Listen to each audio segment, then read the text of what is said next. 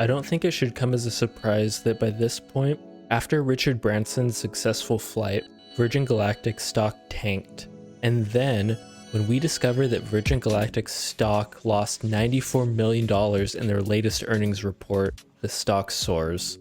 I think these are two perfect examples of why you shouldn't play earnings, and a classic case of buy the hype, sell the news. Furthermore though, Virgin Galactic stock is one of the most volatile stocks that I hold in my portfolio, aside from Tesla, and I plan to hold it through all of the turbulence. Put this thing on the ground! So let me give you guys a summary of all the latest news with Virgin Galactic, my personal thoughts, and I'll get into what you should do as an investor, whether or not you own Virgin Galactic shares or are maybe thinking about purchasing some. Actually, you know what? Forget all that. I'm gonna be real with you guys for a second. To be honest, I think it should be clear that Virgin Galactic is a shitty company that will never be profitable. And I'm being dead serious too. Usually I'm joking, but this time, I think you can tell by the tone of my voice that I ain't playing any games. This is serious shit. Sell your Virgin Galactic stock and buy a much safer investment like Diarrhea Coin. Okay, so remember when I mentioned Virgin Galactic had a net loss of $94 million?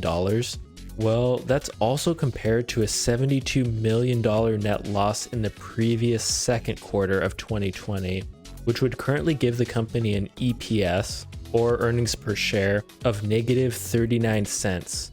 While analysts were predicting negative 34 cents. So in short, Virgin Galactic did worse than analysts expected. And you have to realize that Virgin Galactic has posted losses per share for at least the past 14 quarters, and this current quarter's losses are the third largest over that period. So the stock should have tanked, right? Wrong. The stock jumped in after hours on August 5th. So why is this happening, you might be wondering? Well, this might be partly because Virgin Galactic posted quarterly revenue for the first time following 4 consecutive quarters of no revenue. Albeit, the quarterly revenue was roughly a small $600,000, but it's still something. And on August 5th, on top of all the earnings announcements, Virgin Galactic also announced that it will reopen ticket sales, with pricing beginning at $450,000 per seat, which is significantly higher than the company's previously offered tickets for sale, which if you'll recall was $250,000. So yeah, they basically jumped from $250,000 to $500,000 per ticket, further solidifying that space tourism is a millionaire's luxury, at least for the time being. And the company also announced its next spaceflight test, which is targeted in late September from Spaceport America in New Mexico, carrying members of the Italian Air Force. And Virgin Galactic also previously announced that it would fly 2 more tests of the spacecraft VSS Unity, which was the craft that sent Richard Branson up to the edge of space back in July, with the first carrying another 4 mission specialists, and the second test flight flying members of the Italian Air Force. Branson had announced after his spaceflight that the former Virgin Galactic CEO, George Whitesides, would fly on the company's next test flight, but that plan actually appears to have been changed with the addition of the Italian spaceflight. Virgin Galactic will then pause spaceflight operations for a previously announced enhancement period, before then launching its Unity 24 spaceflight test. Then, with the Unity 25 flight, Virgin Galactic expects to begin commercial services for its non-development flight. Polglazer said during the shareholder call that the enhancement period, which will focus on refurbishing and reinforcing its jet-powered carrier aircraft VMS Eve, will run after Unity 23 in September until mid-2022. And this pushes back the company's beginning of the commercial service, as Virgin Galactic had initially targeted early 2022 for its first private customer spaceflight. And on top of all this, Virgin Galactic has about 600 reservations for tickets on future flights, with those tickets largely being sold between $200,000 to $250,000 each. So you have to look at it like this.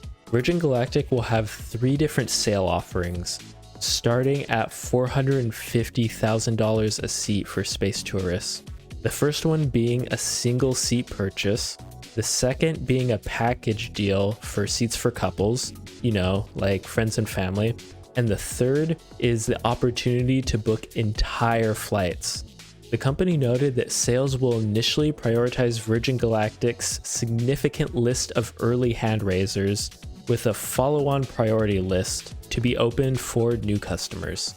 And keep in mind, its spacecraft VSS Unity was designed to carry only 6 passengers, in addition with the 2 pilots, but the vehicle is now fitted to carry 4, with Virgin Galactic confirming that its spaceflight with Richard Branson represented a fully crewed launch. Okay, so overall, despite Virgin Galactic's losses this quarter, I think 2021 as a whole has been a tremendously rewarding year for the company, and presumably with the higher ticket sales, they will be able to generate even higher revenue in the coming years, which is one of the main reasons that a lot of investors got excited during the previous earnings call. It is worth pointing out though that the company has already sold 600 tickets, enough to max out the first 100 commercial flights, for prices ranging in the 200 to 250k range. And with all this being said, I think Virgin Galactic will still need to work through these cheaper flights before beginning to collect any higher price tickets in the future. Overall though, I think it should come as no surprise that I still think Virgin Galactic is a solid company. And in terms of the stock, I think anything in the low 30s is a buy. But if this stock continues to drop to below 30, that's when I consider this stock a steal.